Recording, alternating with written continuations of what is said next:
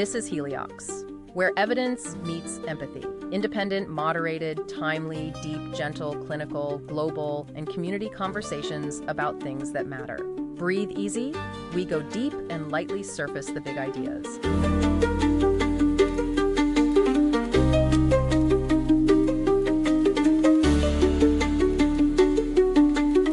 Hey everyone, ready for another deep dive? Today we're going to tackle something super interesting, how sexual desire and relationships work together. It's something a lot of people think is pretty simple, but it's actually way more complicated than it seems. For sure. We're going to be using this really cool academic review article called The Interplay Between Sexual Desire and Relationship Functioning. It's from Nature Reviews Psychology. Oh yeah, I read that one. And we're going to unpack a whole bunch of things, how desire changes over the course of a relationship, all the surprising things that can affect it. And we're even going to talk about how desire can actually make relationships stronger. Exactly. So first things first, what do we even mean when we say sexual desire? Like, what are we actually talking about? Well, at its heart, it's basically that feeling of wanting to be sexual with someone, that wanting a sexual activity, or even just like a connection, you know? It's what makes us attracted to people in the first place. Okay, so it sounds pretty basic, but the research shows that desire can be kind of paradoxical. It brings us together, but it can also cause some serious issues.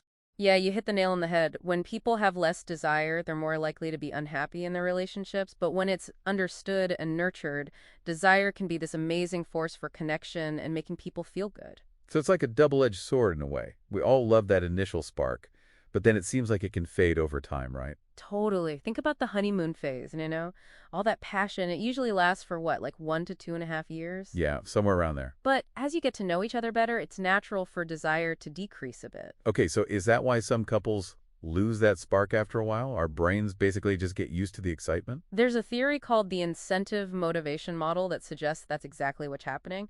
Basically, being with the same person for a while can make them seem less exciting in that way. Interesting.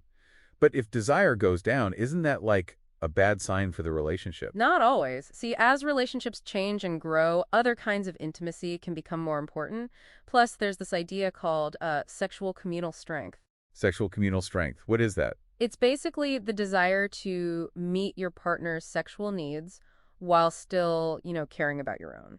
Couples who have this tend to want sex more, be more satisfied, and they can handle problems better. So it's more about working together as a team, not just about what each person wants individually. Exactly. It's about finding that balance of being there for your partner, but also staying true to yourself. That makes sense. Now, is it true that men and women experience this whole desire thing differently? Well, there's some research that suggests that women might experience a bigger decline, especially after having kids. Oh, really? But there are so many possible reasons for this, and it's a very complex area of study. We can't really say for sure. So we can't just blame it on biology then? Right. There are theories about hormonal changes, especially in women, but there are other ideas too, like about relationships, expectations from society, even evolution. So it's a mix of nature, nurture, and all the pressures of society.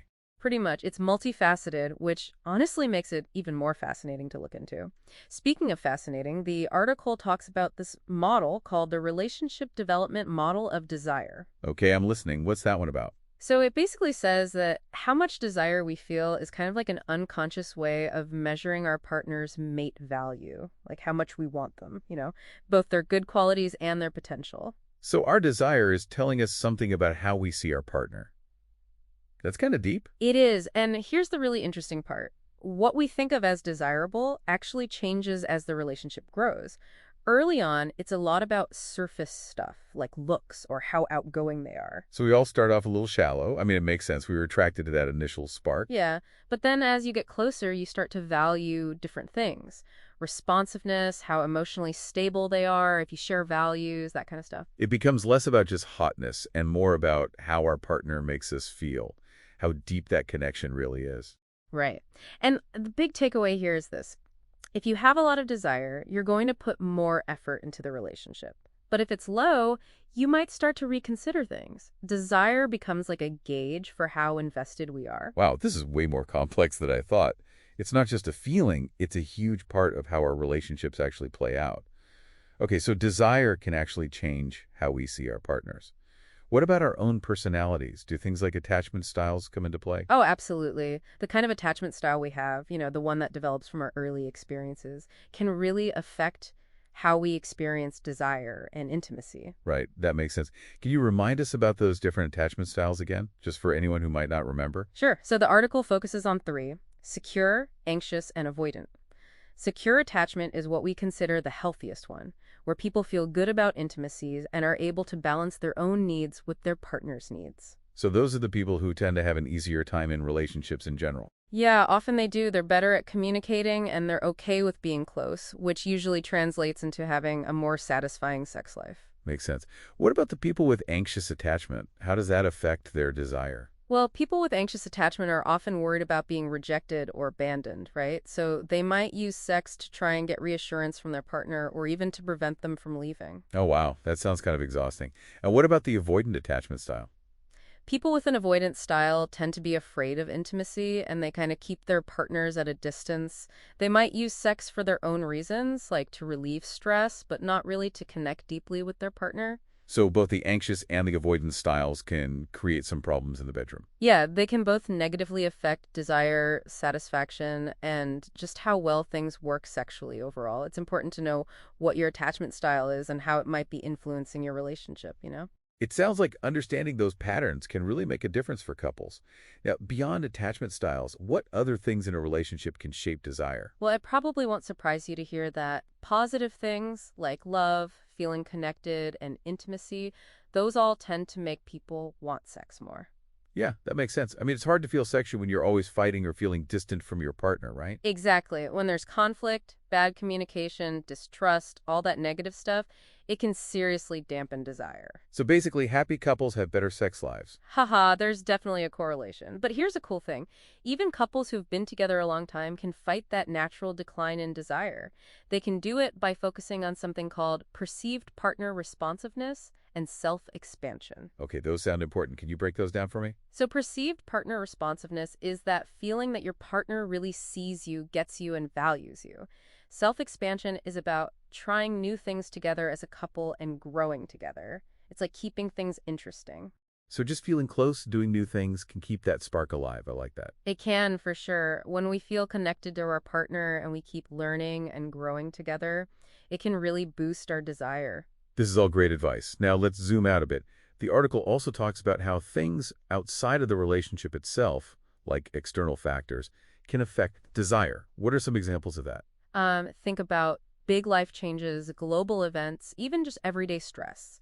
Things like having kids, going through menopause, or living through a pandemic, those can all have an effect on desire and sexual satisfaction. It's like our sex lives are under constant attack from forces we can't control. Kind of, yeah. These outside factors can be tough, but they can also give couples a chance to get closer and really support each other. So is it always a negative thing? How do these external pressures usually affect desire? Well, it really depends. Like, having a baby can lead to changes in hormones and how women see their bodies, which can affect desire.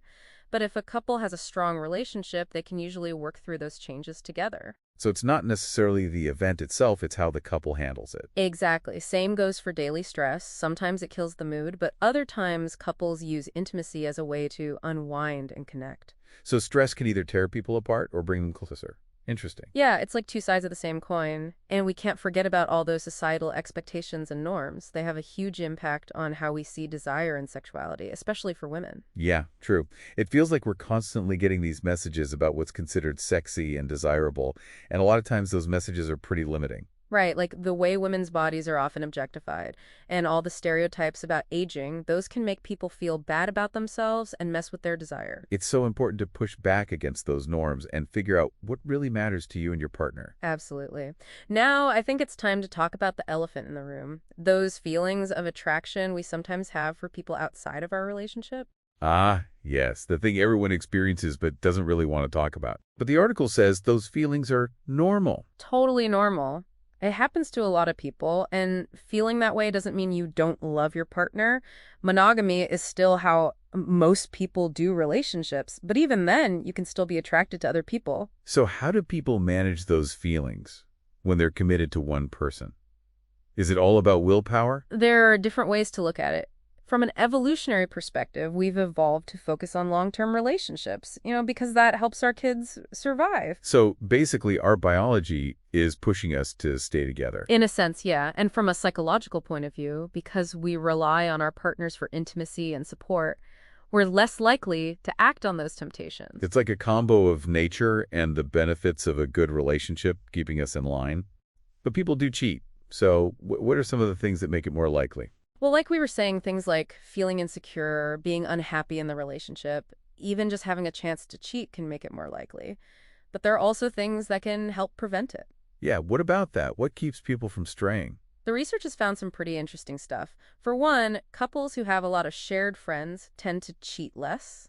Oh, really? That's kind of cool. I wonder if it's because there's more accountability, like people are less likely to cheat if their friends and family know their partner. Yeah, that could definitely be part of it. It's like having the support system that helps protect the relationship. Another big one is perspective taking. Oh, right, right. Remind me what that is again? Basically, it's putting yourself in your partner's shoes and really thinking about how they would feel if you acted on those feelings for someone else.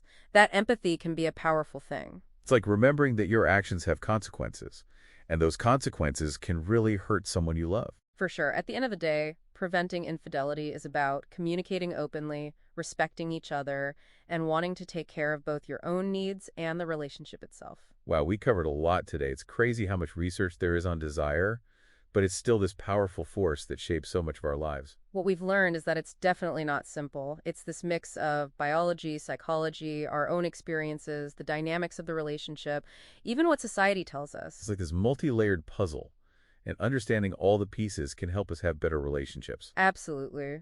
So for our listeners who might be feeling a little overwhelmed by all this, what are the key takeaways they can actually use in their own lives? Well, first of all, don't freak out if that initial spark fades a bit. It's totally normal for desire to change. It's more about recognizing those changes and going with the flow, not panicking when things are different. Right, relationships evolve, and so does desire. It's a journey, not a destination. Exactly, and never underestimate how important communication is. Talk to your partner about what you need and want. Make it a safe space to be honest and vulnerable with each other.